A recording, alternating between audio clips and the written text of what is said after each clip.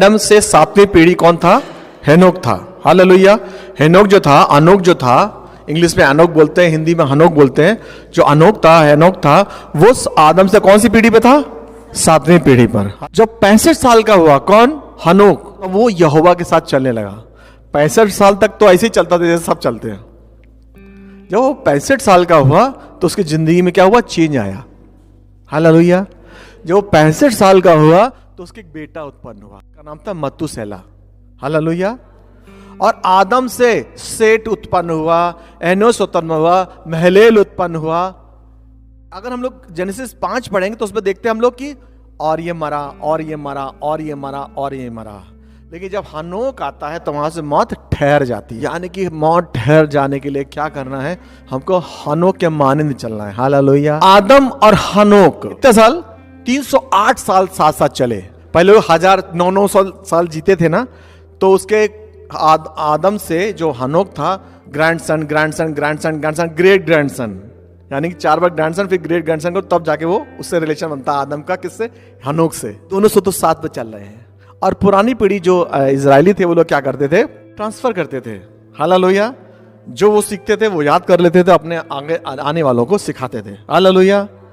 और मैं समझता हूं बाइबल में लिखा नहीं तो आदम और हनोक जो 308 साल एक साथ चले, वो पूछता होगा, बाबा बाबा बाबा बाबा के बाबा के बाबा के बाबा बाबा, सुनो क्या बेटे, बोलो, अरे जब आप ईडन गार्डन में थे, जब अदन की वाटिका में थे, तो यहोवा कब आता था? हाँ, शाम के वक्त ठंडी समय में आता था।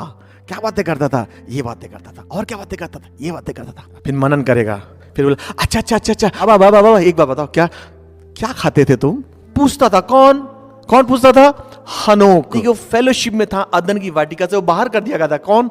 आदम बाहर कर दिया गया था ना, जब पाप कर दिया तो लोग कहीं बाहर रहते थे अदन की वाटिका। लेकिन वो experience which is uplifted the spirit of हनोक। हालेलुया। जब आप चर्च आते हैं तो तुमको क्या है? आपका स्पिरिट अपलिफ्ट होता है। कैसे अपलिफ्ट होता है? सोल अपलिफ्ट होता है, वचन से अपलिफ्ट होता है। जब फेलोशिप करते हैं अच्छी, तो हमारा क्या होता है? सोल अपलिफ्ट होता है, ऊपर जाता है। निराशा चली जाती है, दुख चले जाते हैं, परेशानियां चली जाती है, घबराहट चली जाती है, बेचैनी चली जाती है, डिप्रेशन चले जाते हैं, दिमाग में उलझन है, जो कंफ्यूजन है, जो चित्त सही समझ में नहीं आ रहा, वो चले जाते हैं। हालाबाला शेखेल अरे बहुत सुख। और बाबा और बताओ। वो जो चीज थी उसके अंदर प्यास बढ़ाई। किसके अंदर? हनोक के अंदर।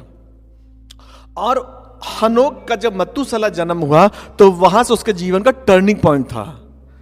आप चर्च लगातार आते आना चाहिए, लेकिन एक ऐसा रिवलेशन परमेश्वर की ओर से होता है जो आपका सोल को टच करता है, आपके प्राण को टच करता है, जो आप जिंदगी बदल जाती है। हाँ, उसको बोलते हैं रिवलेशन, उसको बोलते हैं रेमा, उसको बोलते हैं प्रकाशित वाक्य, जो अंदर छेद के चला जाता है। और उस दिन से आप तौबा कर लेते हैं और उस दिन के हानोक के मानंद चलने लगते हैं। हालेलुया।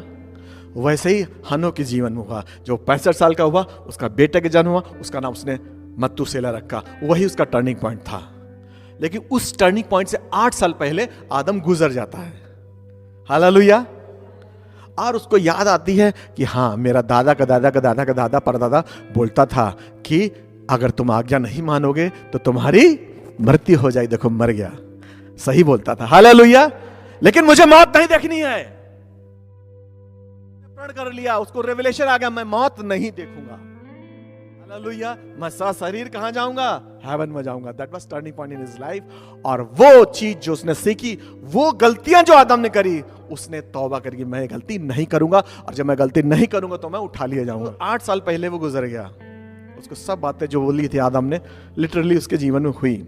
मतूसेला जो था, उसका मतलब होता 3 तरीके के नाम होते हैं मतूसेला।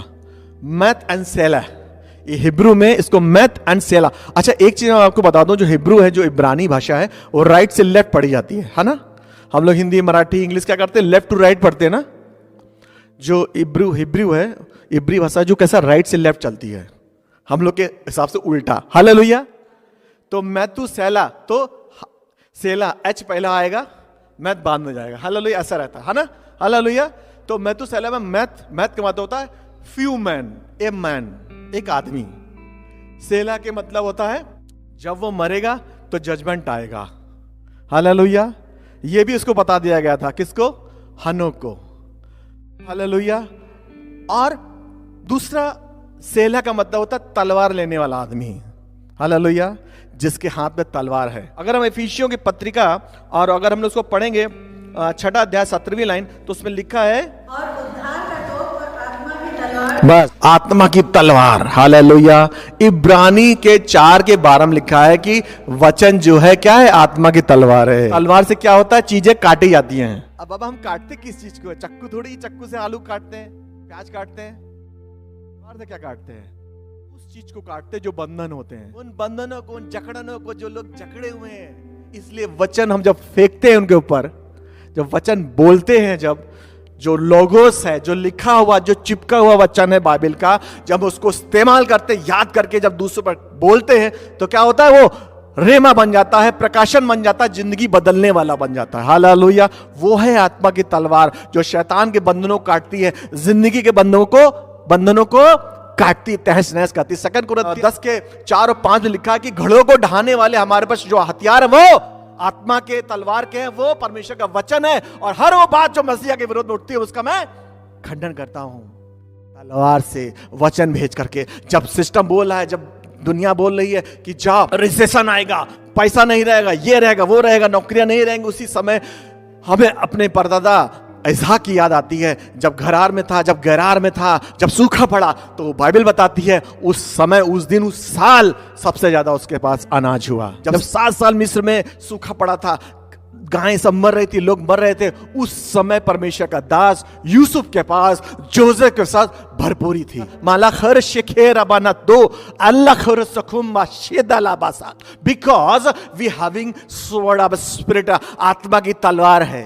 जल से होके चले तो जल तुझे डुबा ना पाएगा, जब तू नदी से होकर चले तो नदी तुझे डुबा ना पाएगी, जब तू आग से चले तो आग तुझे जला ना पाएगी, इवन आग की लौ भी तुम्हें छू ना पाएगी। बाला खैर बशिक, हमारे दुश्मनों के बीच में हमारी वो मेज बिछाता है, यानी कि हमारे सम्मान को ऊंचा करता है। हम जलपाई के मानिंद एक ऐसे वृक्ष के समान है जो 12 महीने 24 घंटे हर सेकंड फल लाते हैं। हमारे फल कभी ना मुरझाने वाले, हमारी इवन पत्तियां में नहीं गिरेंगी। बाला खारा शिकेरिया, यीशु कहते हैं कि तुम्हारे सर का बाल गिना हुआ है, बिना मर्जी के एक बाल भी तुम्हारा नहीं गिरे। तुम उन गौरैयों से, उन चिड़ियों से बढ़ के हो।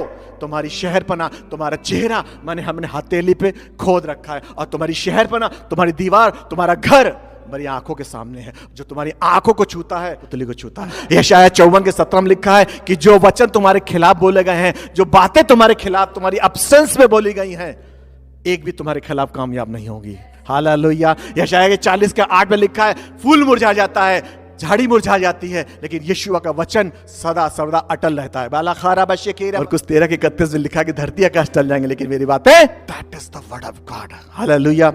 तलवार किसके पास है? मत्तूसेला के पास। अच्छा, अभी कभी ये सोचो कि मत्तूसेला ही नाम क्यों रखा उसने? जब भी पिता अपने बेटे का नाम रखता तो कुछ सोच के नाम रखता है कि ना। जैसे हमने दिवित का नाम रखा, दिवित में डी भी है और ता भी है। दिवित देव, स्मृति ती, दिवित। हालेलुया। ऐसा सोच के हमने रखा। और दिवित का मतलब होता है इमॉर्टल, अमर। और पहला पत्रस 1:24 लिखा है कि परमेश्वर का वचन अविनाशी बीज है जो हमारे अंदर दिया गया है, तो कभी मर ही नहीं सकता, इसलिए वो हमेशा उसका साल्वेशन कंफर्म है। तो वैसे ही हनोक न था, अपने बेटे का नाम सैमसन नहीं रखा, उससे उसका नाम क्या रखा? मत्तूसेला रखा, क्योंकि वो ऐसा ही था।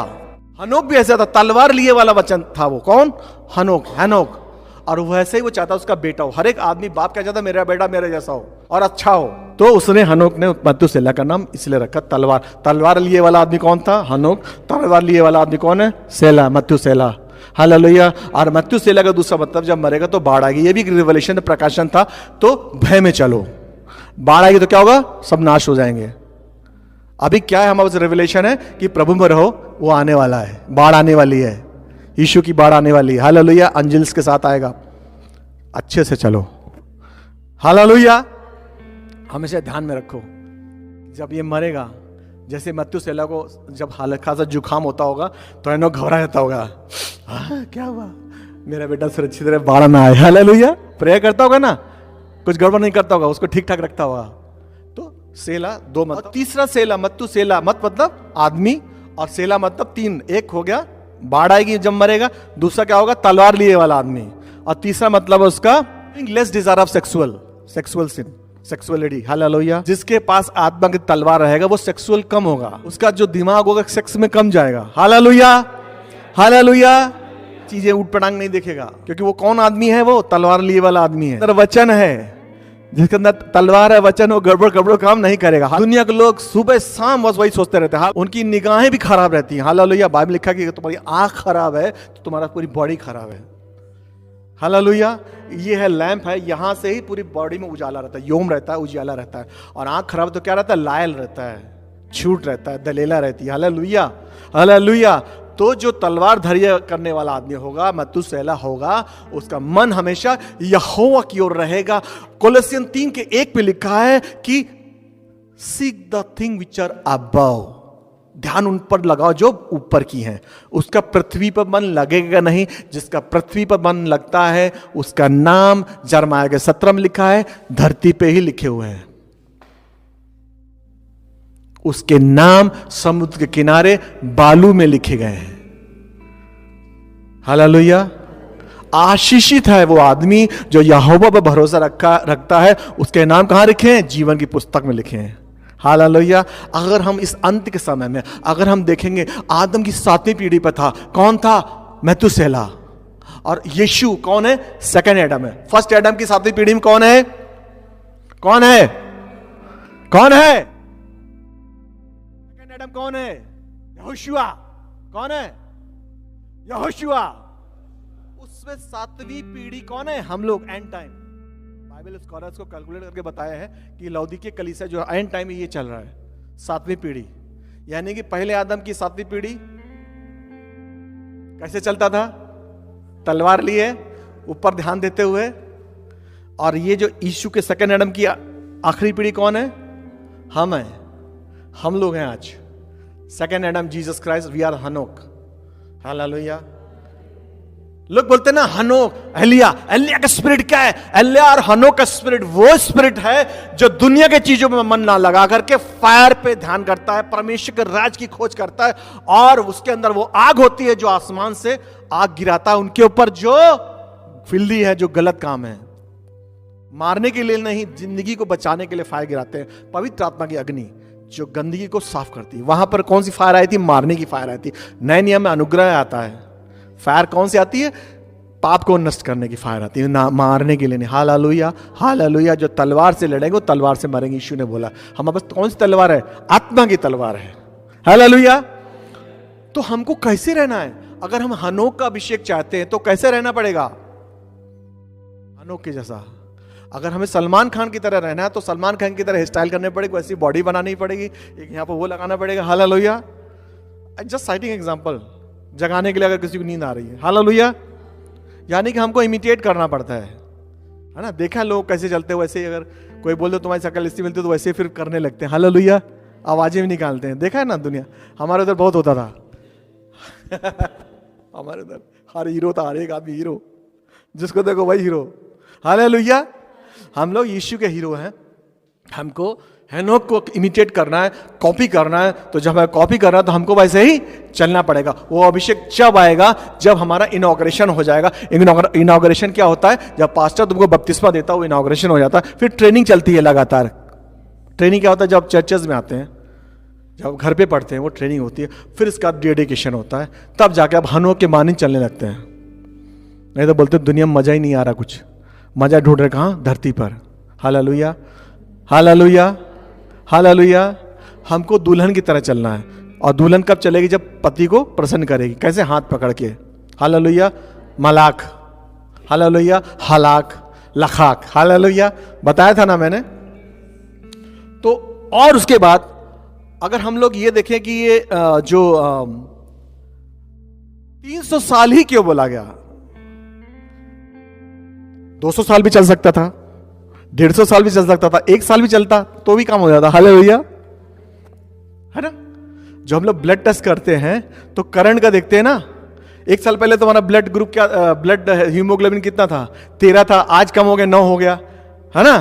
तो 13 थोड़ी पकड़ोगे, आज का देखोगे ना कि आज 9 है। लेटेस्ट अगर समझो 299 साल ऐसे ही चलता, 1 साल आखिरी के कर ले तो भी उठा लिया जाता। और उससे 300 ही साल के होते। 300 साल का मतलब है, हम लोग देखेंगे 300 साल क्या बताता है, विल सी।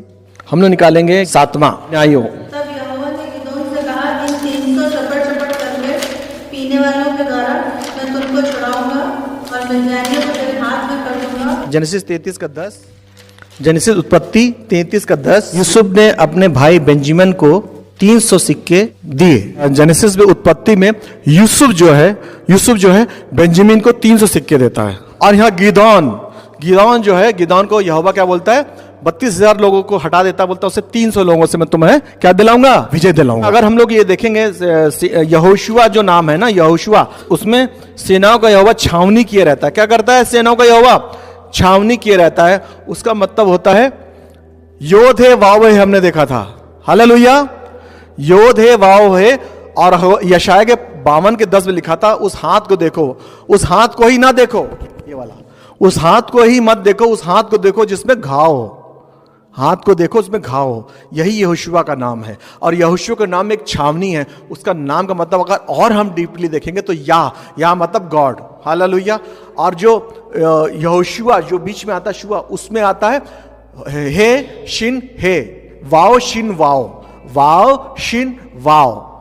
और यहां पर लास्ट में आता आइन। अगर इसको हम पूरा मिलाएंगे, अगर हम उसको रेवलेशन देखेंगे तो इसका मतलब होता है यहोवा ने, और जो शिन है वो जो हिब्रू अल्फाबेट में उसका अंक होता है 300। कितना होता है? और यहां में हम लोग क्या देख रहे हैं? 300 300 300। हालेलुया। गिदोन को 300 सोल्जर्स मिले। यूसुफ ने बेन्यामीन को 300 सिल्वर कॉइन्स दिए। तो या शिन आइन, या मतलब गॉड, शिन मतलब अनुग्रह। 300 जो अंक है वो किसको दिखाता है? अनुग्रह को दिखाता है। हालेलुया। और लास्ट में जो आइन है उसको बोलते हैं दुल्हन। हालेलुया। अगर आत्मिकता से देखेंगे, अगर उसको समझेंगे तो यहोवा ने अनुग्रह दिया किसको? अपनी बीबी को, दुल्हन को। हालेलुया। और जो आइन है वो कौन हो गया? अपना एनोक। और जो शिन है वो उसका मतलब अंक होता है उसका 300 वैल्यू। बाइबल में हिब्रू में हर अल्फाबेट की एक वैल्यू है, एक वजन है ना। पहला है एलफ का 1 है, बेट का 2 है। हालेलुया। जो शीन है उसका 300 है। 300 किसको दिखाता है? अनुग्रह। Very good. तो जो 300 है वो शो करता है अनुग्रह को। हालेलुया। तो परमेश्वर ने अनुग्रह दिया। किसको दिया? यीशु को दिया। यीशु से क्या आया? अनुग्रह आया। किस पे अनुग्रह आया? एनोक पर। यहोवा ने गिदोन को 300 सोल्जर्स दिए। 300 क्या है? अनुग्रह। यूसुफ ने 300 दिए। किसको दिए? बेंजामिन को। अनुग्रह दिया। यानी कि अनुग्रह क्या है? अगर एफिशियन के 2 के 7 8 हमने जो पढ़ा उसमें क्या मतलब है? उसमें लिखा हुआ है कि परमेश्वर ने अनुग्रह से तुम्हारा उद्धार हुआ है। यानी कि अनुग्रह, अगर उसको मोटा मोटा और समझाएंगे तो अगर आप जाओगे मार्केट में, आप कभी ट्रैफिक में जाते हो तो वहां देखोगे बच्चे भीख मांगने आ जाते हैं। कार का शीशा ऊपर बंद कर देते हैं, है ना, दे करेंगे। हाला अच्छा नहीं लगता बट करते हैं ना, मारते ऐसे ऐसे करके। हाँ है ना, है कि नहीं? या बाइक में तुम्हारे पास ऐसे ऐसे करेंगे, तुम्हारे हाथ छूने लगेंगे, करते हैं ना। हम सब लोग देखते हैं, फेम में ज्यादा होता है, फेम के पास। तो वहां हम लोग क्या करते हैं, कार का शीशा थोड़ा नीचे खोला, उसको 2 रुपए दे दिए, है ना। और अगर हमने देखा अगर उसको 50 या 10 का नोट दे दिया तो हम लोग आजू बाजू कार वालों को देखते हैं कि हमने दिए 20 रुपए। हालेलुया। हमने मतलब 20-50 दे दिए। हालेलुया। ह्यूमन टेंडेंसी है यार, ये साइकोलॉजी है आदमी की। तो ये क्या हुआ, हमारे दया करी हमने उस पर। क्या करी? दया करी। अनुग्रह का मतलब बहुत डीप है। अनुग्रह का मतलब यह है कि उस बच्चे को हम अपने साथ लेके कार में बैठा लेते हैं, उसको नहलाते हैं, धुलाते हैं, खिलाते हैं, पिलाते हैं, अपने साथ रखते हैं, अपने फैमिली का हिस्सा बना लेते हैं, उसको पढ़ाते हैं, उसको अपने साथ बड़ा करते हैं, उसको अपना नाम देते हैं। इसको बोलते हैं अनुग्रह। उसकी जगह ले। हम भी ऐसे थे, भीख मांगते थे, आपने पढ़े थे। यीशु ने 300 शीन अनुग्रह देके हमको उस फेम के चौराहे से निकाला, हमारे कपड़े धोए, हमें साफ किया, हमारे सब कुछ गंदे थे, बाल उजड़े थे, टोप पहनाया, झिलम पहनाई, जूते पहनाए, हमें खड़ा किया। हालेलुया।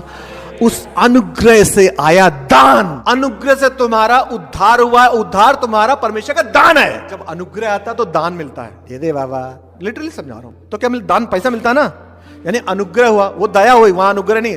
जब अनुग्रह आता तो बड़ा दान अपने आप को देता है। हालेलुया। उस अपने आप को देता है, वो अनुग्रह है, और उसमें दान आता है। परमेश्वर ने हम पर अनुग्रह किया और दान दिया बेटे को। और 300 अंक आया। अद्भुत है वचन, कितना ही मधुर, कितना अद्भुत है, आप मेस्मराइज हो जाएंगे। जीविता वचन है सर, रिलेट है। अगर एलफ से लेके टाउ पढ़ेंगे, हर एक लेटर में यीशु के बारे में, हर एक लेटर, लेमेट, चरवाहा, वाव, कील मारी, वाव, कील, सब एक एक लेटर जो है एलफ से लेके टाउ तक सब यीशुआ के ही बारे में, ऑल अबाउट जीसस। अभी यहूदियों को समझ नहीं आया। एक्सोडस 15 में बोला था मेरा नाम क्या, बोलता मेरा नाम यहोवा है, योध है, वाव है, मेरा धर्म है दाहिना हाथ। यशाया 52 का 10 पढ़ा, बताया था ना मैंने। उस हाथ को देखो, उससे उद्धार आएगा। उद्धार कहां से आएगा? यीशु से उद्धार आया। तो ये दान है। तो 300 इसलिए बोला गया, 300 साल अनुग्रह में चला वो। और आज भी कलीसिया 300, आज भी कलीसिया एंड टाइम में चल रही है, अनुग्रह में चल रही है। दान हमको मिल गया है। अब ये हमने इससे पहले हमने उत्पत्ति जो पढ़ाई थी, उसमें लिखा था कि यदि तेरी अनुग्रह मेरी दृष्टि में बने तो मेरा दान ले ले। कौन बोल रहा है? याकूब बोल रहा है, एसाव से बोल रहा है। यदि अभी देखो अनुग्रह कैसे रहता है। अगर अपना बॉस होता है या कोई दुकानदार होता है तो क्या करते हैं? उससे दोस्ती बना के रखते हैं। बॉस को, मैं तो करता नहीं, लेकिन बॉस को लोग क्या करते हैं? त्योहार में मिठाई उठाई देते रहते हैं। हालेलुया। आपने जो वो रहती हैं, क्या बोलते हैं, एसोसिएशन, उसमें भी जाके नमस्कार करते रहते हैं, मिल के आते हैं। क्यों? अनुग्रह बना रहे, ट्रांसफर अच्छी जगह हो जाए। तेरी अनुग्रह मेरे पर है, हालेलुया। सही से प्लेसमेंट हो, कहीं दूर न ठोक भेज देना, हालेलुया। तो अनुग्रह कब आता है? जब हम कुछ देते हैं, हालेलुया। एसाव बोला तेरा अनुग्रह मुझ पर हुआ तो मालिक मैं तुम्हें गधइयां दे रहा हूं, ले लो। देता ना याकूब एसाव को, ताकि क्रोध तुम्हारा कम हो जाए। यानी कि अनुग्रह में दान आता ही आता है। जब भी अनुग्रह होगा उसमें दान आना ही आना है। पिता ने अनुग्रह से हमको दान दिया बेटा, आज हमको क्या देना है? माल तो मिल गया, तुम क्या माल दे रहे हो यहोवा को? हम क्या दें? हमको भी तो देना है। हम जो हमसे जब भी मांगता हम मुंह बना लेते हैं। अगर वचन बोलता 10 वंश दो, 10 वंश कहां लिखा है? बताओ कहां लिखा है? कहां लिखा है? मलाकी 3 है, वो नहीं, उधर बताओ। जेनेसिस में 10 वंश नहीं, मैं सबकी बात बताऊंगा, है ना। उत्पत्ति में लिखा है जब अब्राहम लूट के आया, हाँ, तो उसने 10 वंश दिया। अरे वो लूट का माल था, वो लूट का माल था, वो 10 वंश थोड़ी था, उसकी कमाई थोड़ी, लूट के दिया था उसने। 2 कुरिन्थियन 7:9 परमेश्वर को 10 वंश दो, लिखा है अपनी इच्छा से, कुकलाक बुड़बड़ाक नहीं। हम 5 रुपए डालेंगे, ज्यादा नहीं दे सकते, हालेलुया। और मेरा जब साल्वेशन हुआ तो मेरा पहले ही क्वेश्चन यही था कि ये मलाकी 3:10 लिखा ही क्यों? मैं भी नहीं पसंद करता था इसको। 10 वंश दो, क्यों दो? अब देखो पास्टर गा रहा बाहर, उसको पैसा भी दो, वहां जाओ बैठो भी, सुनो भी, पैसा भी दो। यार ये क्या है? रियली बता रहा हूं मैं, बहुत कम से कम 6 महीना मैंने स्ट्रगल किया इस पे। फिर धीरे धीरे मैंने हनोक बनना शुरू किया, लखाक बनना शुरू किया कि हम उठाए लिए जाएंगे तो उठाए लिए जाएंगे, यूं ही उठा लिए जाएंगे। बाइबल पढ़ने मन नहीं लगता, वचन सुनने मन नहीं लगता, इस दुनिया की चीजें अच्छी लगती हैं। यूट्यूब देखा तो पता दनादन 4-5 घंटे देखते ही चले गए, पता नहीं चल टाइम कहाँ गया। एक वचन बाइबल पढ़ रहे हो, एक वचन देखना, चलो उसको एक्सप्लेनेटरी में देखता हूँ, वेब प्लेटफॉर्म वेब देखता हूँ उसकी क्या है इसका मीनिंग। अब पता लगा उसमें एक वीडियो आ गया, ठक से, अच्छा भाई 4 बज गए, टाइम नहीं पता चलता, हालेलुया। एक बटन, दूसरी बटन, तीसरी बटन, चौथी बटन, फेसबुक, यूट्यूब, वर्ड्स, कितने सारे आपके घर में जो है डिस्ट्रक्शन मौजूद है। कैसे अब कैसी बीवी है आप? अपने पति का ध्यान ही नहीं है। अब चाहते हैं हमें उठा ले। जब हम पिछली बार भी मैंने बोला था, जब हम धरती पर चाहते हैं और हम यूट्यूब, फेसबुक, इंस्टाग्राम, ट्विटर में हमारे टाइम ही नहीं मिलता, उसके अलावा दोस्तों से गप्पा मारते हैं, जूते पहन करके सुसमाचार के जाते नहीं है, चप्पल पहन के जाते हैं, इधर उधर बुराई करते, गप्पा मारते हैं, तो हमको वो क्यों उठाएगा? वो हमको क्यों उठाएगा बताओ? छोड़ देगा आपको। धोखे में मत रहना, परमेश्वर ठट्ठों में नहीं उड़ाया जाता है। अंत का समय है।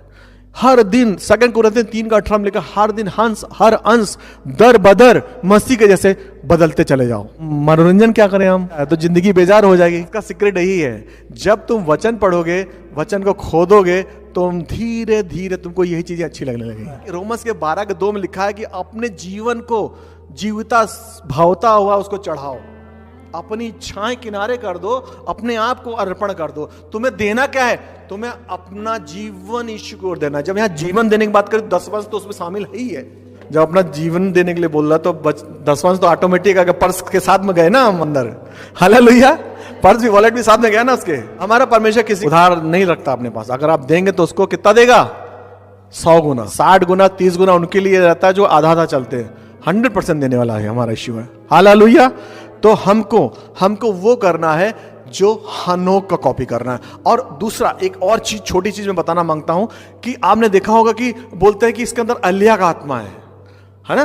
वो आत्मा क्या है? वो एक वो है, अगर आप एक फर्स्ट एडवेंट ऑफ क्राइस्ट, जब पहला आगमन था यीशु, अब मैं कंक्लूड करता हूं, खत्म कर रहा हूं, पहला आगमन था यीशु मसीह का, तो कौन था? यूहन्ना बपतिस्मा दाता था कि नहीं था?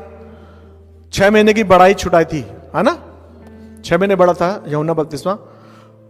वो मार्ग तैयार कर रहा था, कौन? यूहन्ना बपतिस्मा। और जब यीशु मसीह आते हैं, देखो ये मेमना आ रहा है, जगत के पाप हर लेता है ना? इसमें कोई घायल नहीं है, इसमें कोई पाप नहीं है, हालेलुया। उसकी बड़ाई करता था, उसके मार्ग तैयार करता था। अब वही मेमना शेर बन के, वही मेमना यहूदा का शेर बन के जज करने आ रहा है। और हम लोग सब लोग यूहन्ना बपतिस्मा दाता पार्ट 2 हैं। हम सब कौन है? यूहन्ना बपतिस्मा दाता पार्ट 2, उसी स्पिरिट है। और यूहन्ना बपतिस्मा दाता के बारे में देखेंगे तो उसमें चेले बोलते हैं उसके अंदर एलिय्याह का आत्मा था। किसका आत्मा था? एलिय्याह का आत्मा। एलिय्याह नहीं था, एलिय्याह का स्पिरिट था। एलिय्याह का स्पिरिट बोले तो सिर्फ परमेश्वर के राज के बारे में ही सोचना। किसके साथ हो तुम? अगर आज तुम बाल के साथ हो तो बाल के साथ चले जाओ, अगर आज तुम यहोवा के साथ हो तो मेरे साथ आओ। किसकी इबादत करोगे? फैसला कर लो। He was not fearful man, he was not afraid to say the word of God in front of king. राजाओं के सामने उसको उसी साहस से बोलता था। एलिय्याह फायर का स्पिरिट था उसके अंदर, हालेलुया। तो वो ऑफिस होता है एलिय्याह का आत्मा। और आज मीका में लिखा हुआ है कि आज इजरायली एलिय्याह के लिए टेबल लगाते हैं। पहले वो ये आएगा, उसके बाद कौन आएगा? यीशु आएगा, हालेलुया। और वही एलिय्याह रेवलेशन में, प्रकाशित वाक्य में यीशु के आने से पहले आएगा। उसके साथ मैं समझता हूं हनोक होगा, लेकिन बहुत सारे स्कॉलर बोलते हैं मूसा होगा, एलिय्याह या मूसा होगा, एलिय्याह या हनोक होगा। मेरे हिसाब से हनोक होगा, लेकिन ये डिबेट का विषय नहीं है। चलो जो भी होगा, एलिय्याह कॉमन है। इसलिए एक लॉजिक और भी है, क्योंकि दोनों बॉडली फॉर्म में गए हुए हैं, तो शरीर जो है नष्ट होना ही है। यीशु ने कहा है जब तक बीज गेहूं नष्ट नहीं होता तब तक और पैदा नहीं करता, और हेवन में मांस प्रवेश नहीं कर सकता, हालेलुया। वो अभी धरती वाली फॉर्म में है, ग्लोरियस फॉर्म में नहीं है वो। तो जब यहाँ आएंगे और परमेश्वर का काम दिखाएंगे, लोग उनसे चिढ़ेंगे और उनको मार देंगे 3.5 साल तक के बाद, और उनका जो बॉडी है पूरी दुनिया देखेगी, हालेलुया। और वो लोग सारा शरीर ऐसे उठा लिए जाएंगे ग्लोरीफाइड होकर के, हालेलुया। और एंटी क्राइस्ट का राज पूरा दिखेगा कि फाइनली यीशु का आगमन होगा, हालेलुया। तो वो स्पिरिट की बात हो रही है। क्यों उठा लिए जाएंगे? वो स्पिरिट होना चाहिए, एलिय्याह का आत्मा, ऑफिस ऑफ द एलिय्याह, हनोक का स्पिरिट, हालेलुया। सुबह शाम चलते रहे, खेलाबाना शेखीरा बसो खुबाना दे दे खेला तकेले, thinking the word of God, meditating the word of God. लेकिन फिर भी मैं एक क्वेश्चन छोड़ के जाऊंगा कि जब हमको इस धरती पर रह करके यीशु के बाइबल, यीशु की बातें, यीशु का राज के बारे में इंटरेस्ट नहीं है, तो उस पिता को तुमको उठाए ले जाने में कोई इंटरेस्ट नहीं है। अगर उठा लेता है तो उसकी बड़ी करुणा। धन्यवाद, हालेलुया। आइए हम लोग दुआ करेंगे।